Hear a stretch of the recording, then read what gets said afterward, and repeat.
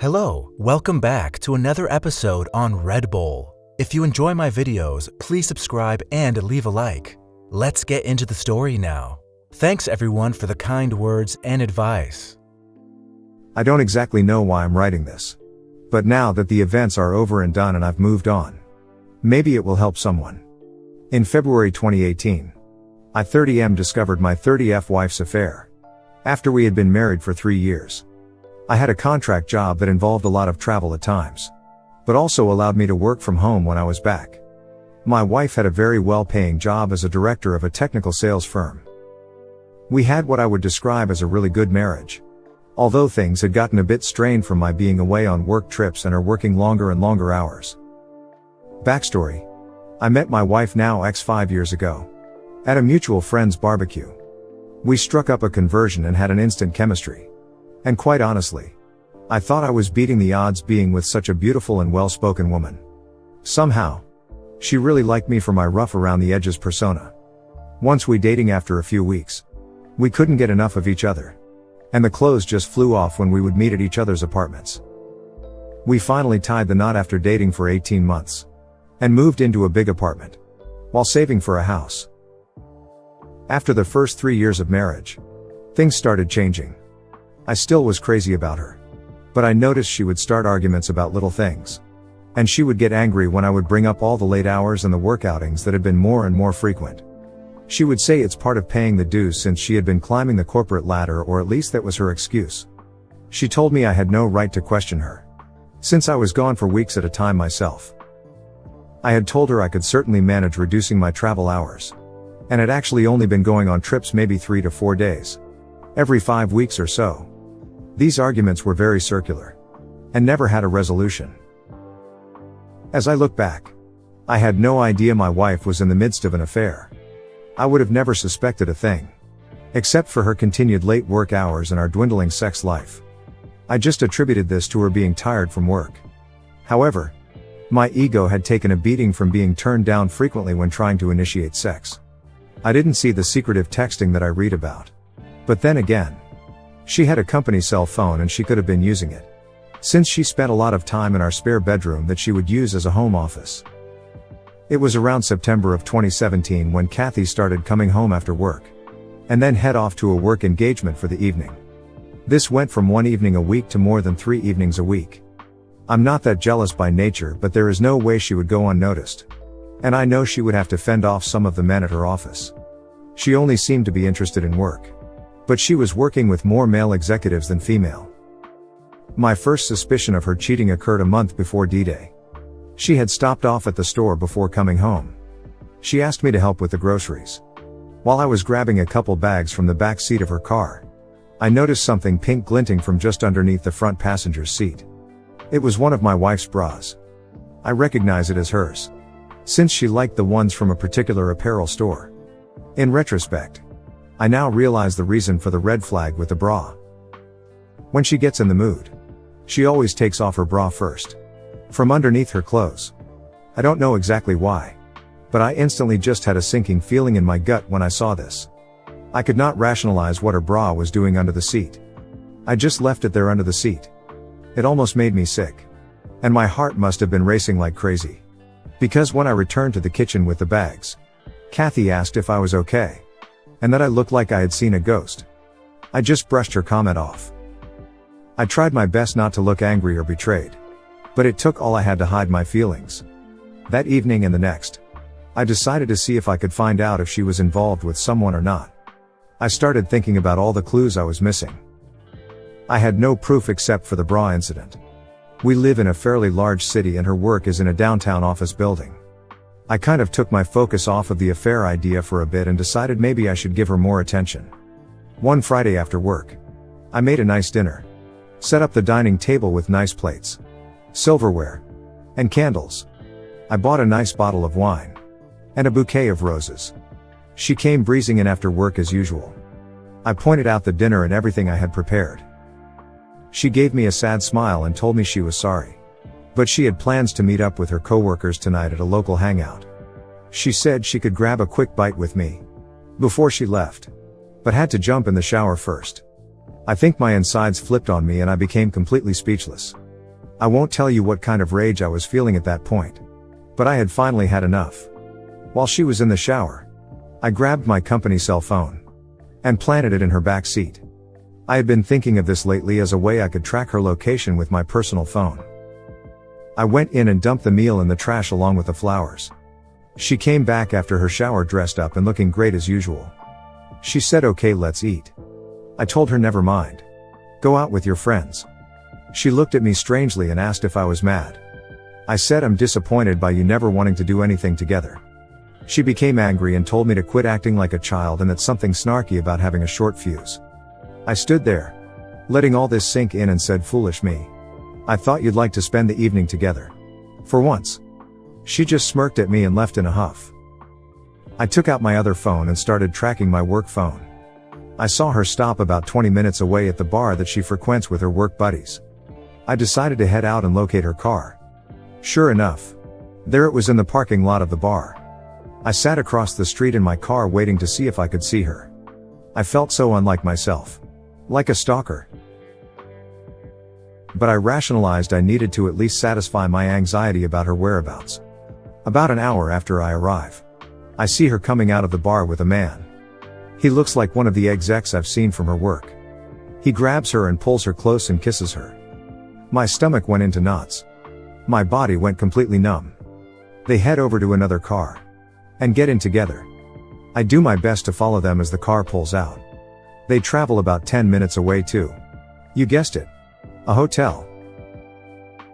I pull over on the street next to the hotel. I watch as they get out and head hand in hand into the hotel. I've seen enough. I'm an idiot. I start banging my fist on the steering wheel. That's it. Something inside me went completely blank. And I'm not sure if I blacked out or had an out-of-body experience. When I recovered myself, I decided I needed a drink. Now, this is when my life took a new direction that I would have never guessed. I just started driving out of town. Just reliving everything I had just witnessed. And I hate to say, crying with rage. I headed towards the outskirts of town. About 30 miles.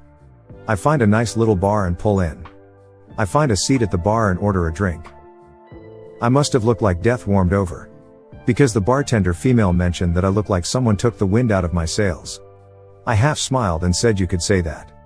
A guy takes a stool next to me and starts up a conversation. I'm not in much of a mood to talk, but something about this guy just made me feel comfortable. We start talking and after a while, the subject of my wife cheating just tumbles out of my mind. How I just want to leave her and forget her. He looks at me and slaps me on the back. He says, "Buddy, you are not alone there. Happened to me a few years ago. I believe that sometimes these things happen for a reason. And let me tell you, your life can now change either for the better or the worse. It's entirely up to you at this point." Something about him saying this really shook me out of my glum mood. I mean, I know I'm hurting, but I have always been able to see things logically. And he is so right. Now we introduce each other. His name is Ray. He is kind of a country guy, but is just the sort of salt of the earth type that I really respect. He asks me when I'm going to move out. I guess it never occurred to me to even think that far ahead. I know I don't want to be around this woman anymore. And I do have this fight or flight feeling coursing through me. Ray says, "I feel very sympathetic to your situation. And have an idea. If it comes to it, and you feel like you need to leave at some point, I've got a travel trailer sitting on my property. It's not great and it could use a bit of fixing up. Why don't you come out and check it out and see if you could see yourself living in something like that, temporarily at least. I'll make you a great deal on it. I even have a nice piece of property that you could park it on. You would be doing me a favor to keep an eye on it for me. It might do you some good to get away from your situation." Just a thought. It took me a minute to register his idea. The bartender had been overhearing the conversation and smiles. "Hell, honey," she says. "If I could have escaped my crazy ex-husband years ago, I would have jumped at the chance to go live in his trailer, anything to just get my head on straight. I feel like I have stumbled into the twilight zone. But maybe this is exactly what I need." I tell Ray, "Yes, I'll think about it and maybe check it out." We part ways after a bit and make plans to meet out at his place in a few days.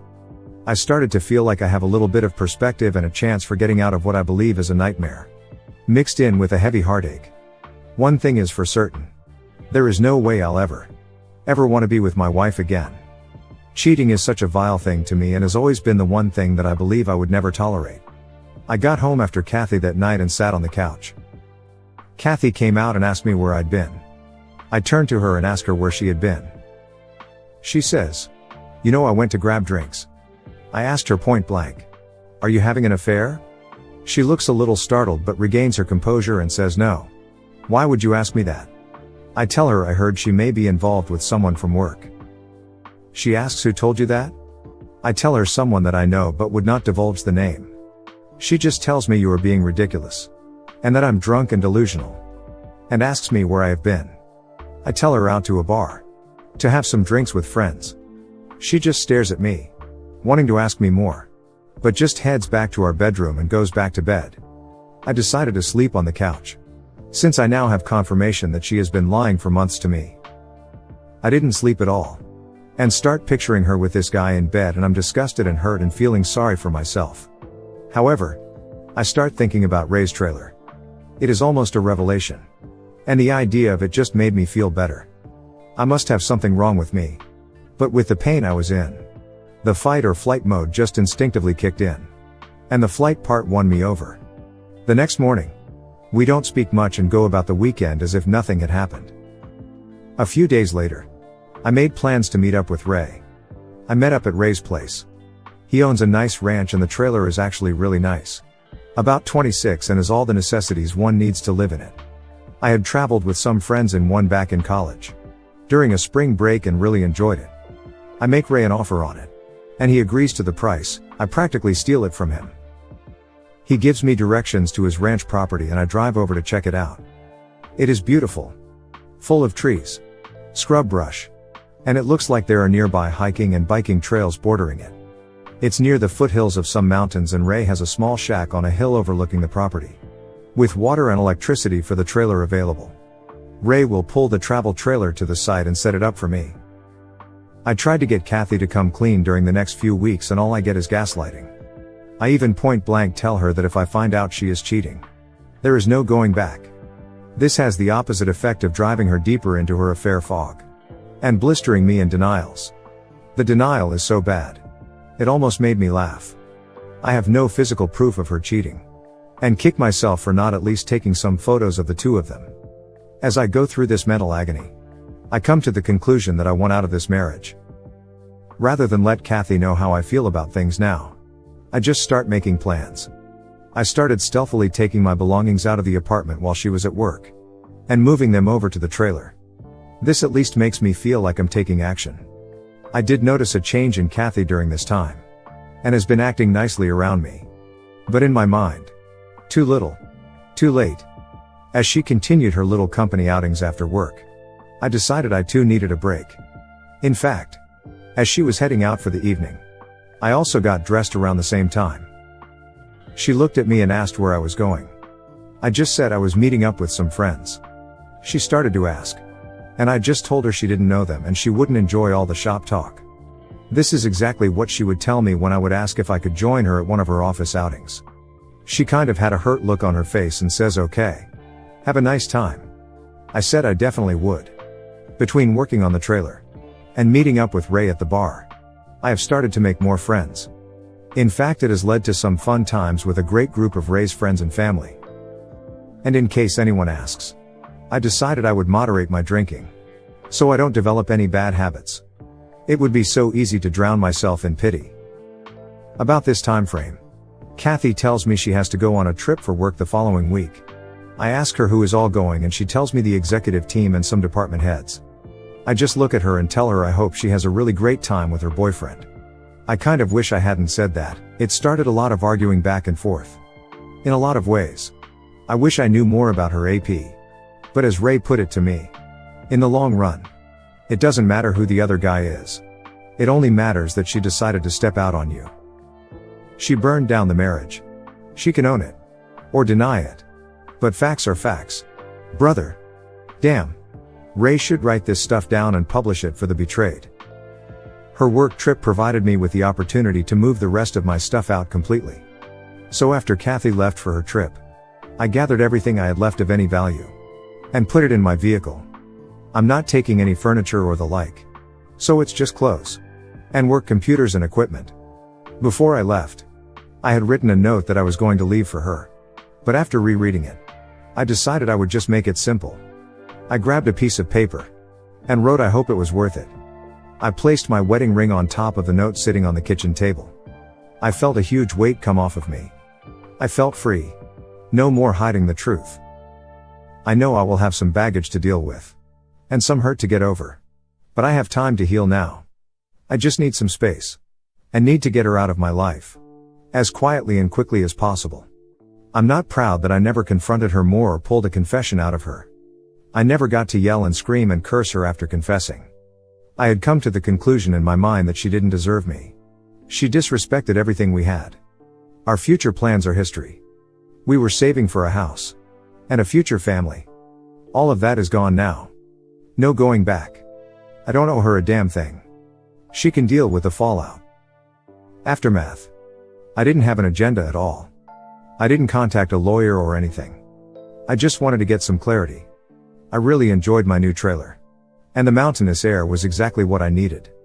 In the following week, I took up running again. And it felt great to be alive. I never answered any of Kathy's texts while she was away. There wasn't much to respond to. They were just highlights. Like, "We just landed. We are having a team dinner," etc. She did send a few, "Where are yous? And let me hear from you," etc. The day she returned home, my phone blew up. She texted me incessantly. And tried calling me constantly. After the first day, her mother tried calling me. There's only my dad left on my family side. And we aren't close. So she didn't try to get him involved. After the first few crying messages, I never bothered to listen to the rest of her voicemails. Her texts consisted of, "What is this? We need to talk. I don't know what you think you know. But there is nothing going on. I'm not involved with anyone. I'm not having an affair." After a week of not responding, she finally leaves me a text saying, "I'm sorry. Things got out of hand. I was involved with someone at work. But it meant nothing. I got caught up in my work and you were gone a lot. And I just made a mistake. I was going to end it." Ha ha, a mistake? This was the confession I had been seeking all along. For some reason, it just made me dislike her even more. Why couldn't she be honest? This wasn't the woman I had dreamed of building a future together. And mistakes don't last for what? 6 to 8 months or a year? At one point her pleading for me to come back and work on the marriage became pathetic. She quit bothering me for a couple weeks. I still refused to answer her. I did not want her to pry anything out of me where I was living. I did not want this woman ruining my sanctuary. Then one day, she started sending me angry texts like, "You are a coward. You won't talk to me. You don't care about us. Please come home so we can talk. Where are you? I can come to you. Damn it, Paul. Please. Let's talk and fix things." I don't remember all the messages, but they all seemed to be excuses and very little in the way of apologies. I let it all go in one ear and out the other. I finally changed my cell phone number. Update. June 2018. Kathy sent me an email telling me she had retained a lawyer and was filing for divorce. I sent her a reply that said, "Okay. Sounds good." This resulted in a flurry of emails demanding I come see her. And so forth. She realized this wouldn't get her anywhere, and after a while, she just wrote that if I agreed to an uncontested divorce, she wouldn't bother me anymore. I agreed, and several months later, finally, I was truly a free man. I never had to see her after I left our apartment. No closure for either of us. But it seemed like that was more important to her than to me. For a few months, I did think of her sometimes. And yes, the pain would appear out of nowhere. Like if I heard a song come on the radio that we used to listen to, etc. But eventually, I just stopped thinking about her. Update 2. Well, I am officially divorced. Things are really good now. As a matter of fact, I met a great girl. I was out on a run on the trail just down the hill from where I live. I helped her change a flat tire and we really hit it off. She is amazing. And cute as hell. Though a few years younger than me. She loves my lifestyle. And calls me her mountain man. I'm in no hurry to get serious. But I'm not about to give up on women completely. I'm still up here in the trailer. I have no plans to change anytime soon. And I've simplified my life quite a bit. I love the outdoors. It helped me get over my ex-wife. The heartache. Everything. I know everyone handles these things differently. I was lucky to not have children yet. And was only into my 3rd year of marriage. So I think I did what was right for me. You don't have to live your life with a cheater. If something like this happens to you, please, just don't dwell on it. Just move on with your life. It gets better after you work on yourself. I wish everyone the best life they can have. Thank you for watching.